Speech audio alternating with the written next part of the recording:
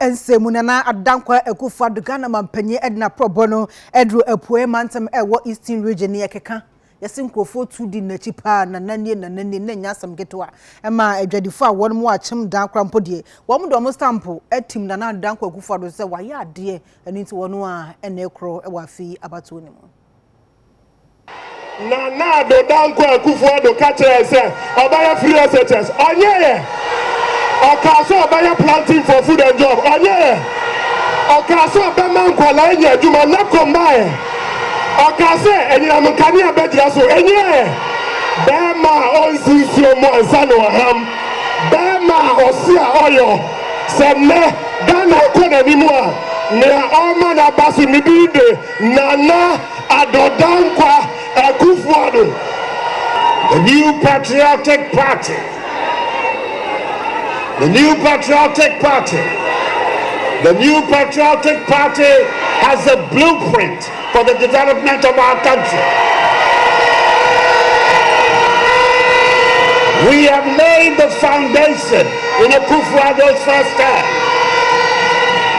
In his second term, we are going to build on that foundation and build a house of prosperity, of progress, of development in our country. In the summer, Electoral Commission, Ebesrami, Senam Yareno Nisha, or Yareno. Now it's me a trouble, Bia, but me a cotonaba, I send the any honor. Or Semi, my 7th of December, and any public holiday.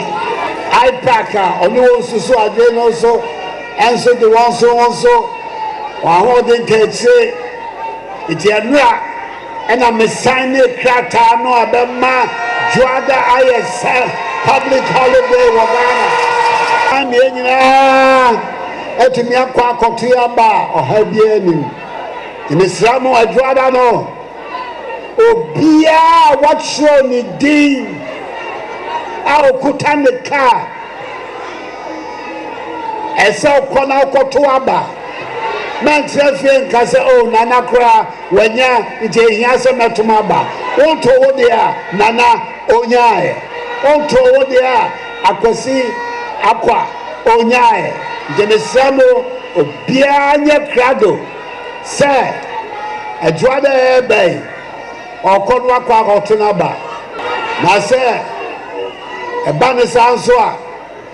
That's what I say. A Frasiano. The German says, Balamo, Kotoa, Montano, boom, and money. I said, yeah. When I said, Broso, I said, Montano, boom, boom, boom, boom, and money. And I'm not Alexander Kosaka.